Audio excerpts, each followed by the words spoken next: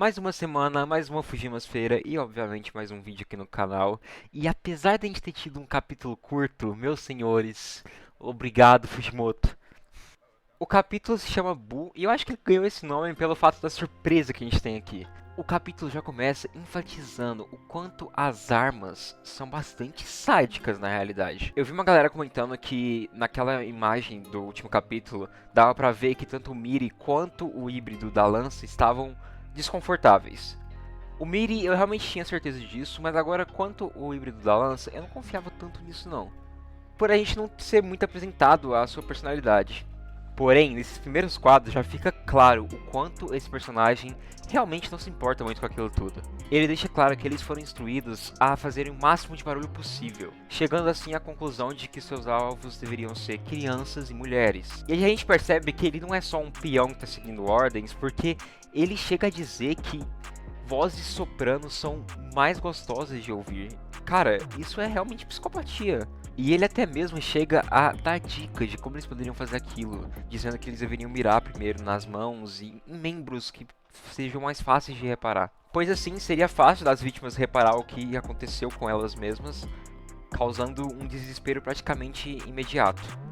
A gente percebe o quanto o Miri realmente está escutando aquilo como conselhos, ele está focando naquilo. Já a híbrida do chicote, ela fica bastante revoltada pelo fato do híbrido da lança tê-la chamado de criança. E ela diz que não é bem assim, pois afinal de contas ela fez 82 anos naquele ano. E é engraçado que o Miri entende então que ela deve corrigir, e aí a chama de vovó. Mas a gente também entende que não é assim que ela quer ser chamada, pois afinal de contas ela tá bem longe de ser velha. E apesar de bobo, é interessante esse diálogo, pois a gente percebe o quanto essas pessoas, quanto essas armas se agarram a ideais, justificando assim seus atos e suas intenções.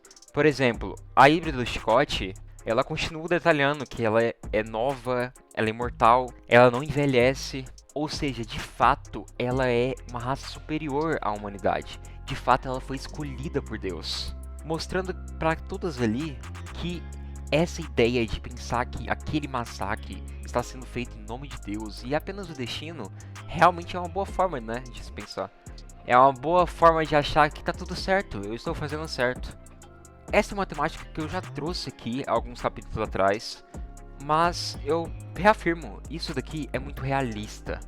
A gente sabe da existência de inúmeros grupos extremistas que se agarram a esse ideal de isso é necessário de ser feito, eu estou sendo enviado por Deus para fazer inúmeras maldades. E eu acho muito forte o Fujimoto tratar isso aqui. Afinal de contas, a gente está no arco da igreja do Chainsaw Man, então é óbvio que fanatismo deveria ser discutido aqui. Então esse fanatismo extremista é extremamente perigoso, e o Fujimoto deixa bem estampado em seus quadros isso.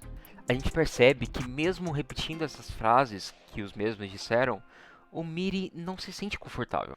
Ao visualizar uma pobre criança caindo na sua frente, o mesmo tenta repetir para si mesmo essa ideia de que aquilo é uma mensagem divina, eu estou fazendo algo bom, e de que ele é apenas uma arma e ele está sendo emprestado para realizar essa missão divina. Gosto de ver essa constante dúvida do Miri. Novamente, é o que eu torço, para que ele caia na real antes dele começar a fazer merda. O Miri é um personagem que é muito semelhante ao Denji, e eu gosto muito disso. Mas, sem dúvida, se ele começar um massacre, não há justificativa pra ele. Então, Miri, me escuta, me escuta.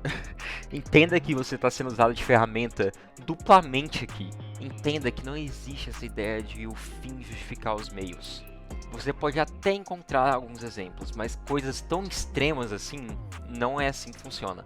Então eu torço muito pro Miri sair dessa e entender que aquilo não é certo. E quando a gente percebe que todos estão prontos para começar aquele massacre, a gente tem a cena maravilhosa. Ela voltou! Nossa, Quan Chi voltou! Esse painel é extremamente lindo. Além de ser bastante bem desenhado, ele é bem impactante. A Quan Chi aparecendo e simplesmente derrotando todos ali é surreal. O Miri é o único que consegue tentar reagir, mas instantaneamente ele também é derrotado. E olha, eu devo dizer que a Quan Chi voltou ainda mais estilosa, hein? E que coisa boa a Quan Chi voltar, a justa personagem que eu tava falando pra vocês. Que provavelmente eu veria mais a Quan Chi voltando e o Katana Man voltando. Novamente, eu ainda tô muito nessa ideia de que os híbridos morrem quando a gente destrói os seus corações. A gente não tem tantas explicações de como os híbridos funcionam. Mas eu levo, por exemplo, em consideração quando o Demônio da Eternidade exigiu o coração do Denji. E também pelas outras lutas que a gente já chegou a ver. Por exemplo, a cabeça sendo decepada, mas tudo voltando ao normal. Então eu sinto que sim, ali é o ponto vital dos híbridos. E é justamente por isso que eu não consigo acreditar tanto assim na volta da nossa querida Raze. É claro que ela pode voltar? É claro que ela pode voltar. Mas, por exemplo, quando a gente compara a morte dela com a morte da Quan Chi, a morte da Quan Chi realmente deixou muito mais aberto de que ela realmente poderia estar viva. Pois afinal de contas, enquanto a Raze foi acertada com uma lança em seu coração, a Quan Chi foi apenas, entre várias aspas, decapitada pela Makima. Justamente por isso eu sempre apontava a Quan Chi retornando e o Katana também retornando também. Afinal de contas, ele só foi preso. Mas como a gente não conhece tudo sobre os híbridos, e Chainsaw Man é uma obra que deixa as coisas bastante implícitas, também não seria uma surpresa a Raze aparecer viva. Se eu iria gostar, eu adoraria também, óbvio. Mas eu gosto muito mais do arco dela de personagem se finalizar naquele arco. Mas esquece Raze, bora falar sobre a Quan Chi. Eu sempre adorei a Quan Chi e é muito legal, é muito satisfatório ver ela retornando à história. Pois eu não sei se vocês assistiram meu vídeo ranqueando os personagens de Chainsaw Man. Eu havia dito que a personagem da Quan Chi, ela foi muito jogada. Tudo foi muito rápido em torno dela. Assim, claro que funciona, porque aquele arco, o arco do Papai Noel, é um arco que tem inúmeros personagens. Ele é muito frenético, então tudo que tá ali funciona muito bem. Mas eu fiquei muito triste quando ela morreu no mangá, naquela primeira parte, pois eu via potencial na personagem, só que ela foi usada muito rápido. Porém, entretanto, a gente sabe que ela está viva e ela pode ser extremamente bem desenvolvida e importante. Para quem ela está trabalhando? Provavelmente para o Kishibe, eu imagino. Ainda mais agora que a Makima não está dentre eles. Então, possivelmente ela está trabalhando novamente para a segurança pública. E sim, eu realmente estou acreditando que Kishibe e Quan Chi estão unidos mais uma vez. Pelo menos eu quero acreditar nisso. Mas assim, se isso for verdade, caramba, que confusão. Pois a gente tem um potencial absurdo de conflitos aqui. Pois a gente tem a igreja com alguns híbridos das armas e aparentemente a segurança pública também. Ou seja, é um fogo contra fogo bastante poderoso aqui. Inclusive, falando sobre a igreja, os últimos quadros do capítulo são reservados a ela. Pois após a Quan Chi relatar as novas informações de sua missão, a nossa atenção é chamada para o noticiário, a qual explica que alguns membros da igreja de Chainsaw Man começaram um tiroteio e relata que a polícia, juntamente com a segurança pública, entende que pode acontecer um atentado terrorista por parte da igreja do Chainsaw Man. E a gente percebe que o líder da igreja do Chainsaw Man está assistindo esse noticiário e já faz a ligação de que provavelmente eles irão fazer buscas ali, naquele grande prédio, né? E de que provavelmente eles vão encontrar as armas que estão no porão. Logo, eles têm que esconder aquelas armas. E todos esses quadros aqui são bem importantes. A gente percebe que o irmão da Kobeni e o Haruka ficam assustados porque eles não sabiam da existência de armas. O líder diz ao Haruka que é necessário reunir as pessoas que têm treinamento ali, pois evidentemente irá acontecer um conflito ali. E ao Haruka questionar o líder sobre o que está acontecendo, a gente percebe que nem ele mesmo sabe.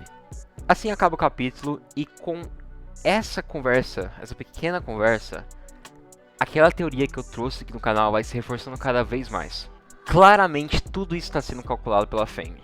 E de que, obviamente, as pessoas que acham que tem um cargo importantíssimo na igreja não são aqueles que sabem efetivamente tudo que pode acontecer ali. Quais são os planos, quais são as metas, quais são os perigos.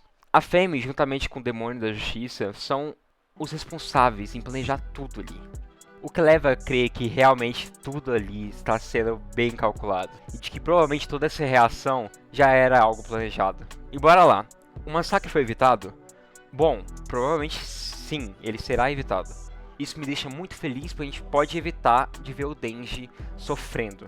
E obviamente inúmeros inocentes sofrendo. Porém, bora se acalmar. A gente tem um Balen vivo ainda. E é aquilo, a gente não sabe exatamente o que a Fame está planejando junto com a igreja. O que eu quero dizer, o Balen provavelmente pode causar uma destruição relevante, apesar de achar que a segurança pública vai conseguir lidar com ele. E a igreja simplesmente está enviando pessoas treinadas para lutar contra a segurança. E assim, a igreja é formada principalmente por jovens. Muitos ali vão morrer sem ao menos entender por qual razão eles estão lutando.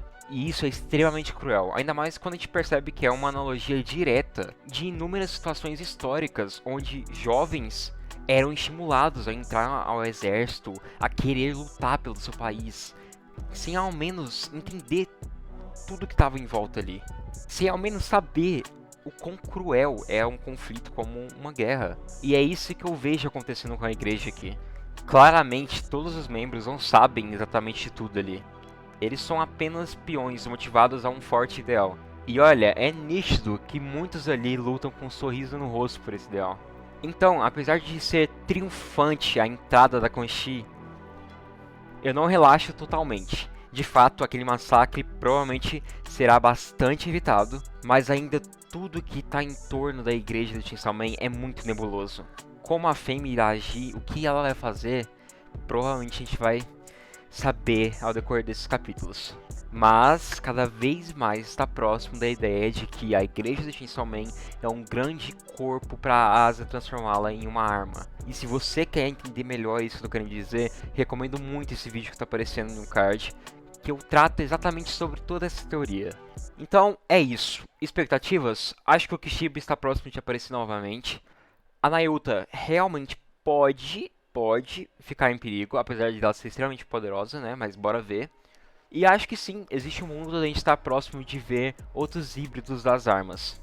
Mas eu clamo, Fujimoto, mostre mais a Asa. Eu tô muito curioso pra ver a perspectiva que ela vai ter em torno daquilo tudo. Sem contar que, pô, ela é um personagem excelente. O capítulo foi bem curto e não tem tantas coisas pra gente comentar. Porém, eu precisava trazer ele, pois, pô, é a volta da Quan Chi, eu tinha que fazer esse vídeo.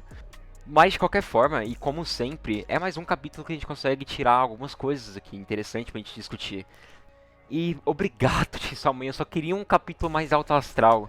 E olha, apesar de estar acontecendo algo horroroso, pelo menos ver a Quan Chi conseguindo derrotar esses desgraçados, pelo menos eu fico feliz aqui um pouco. Sem contar que é a volta triunfal da nossa Quan Chi, então, pô, não tem como eu ter ficado triste com esse capítulo.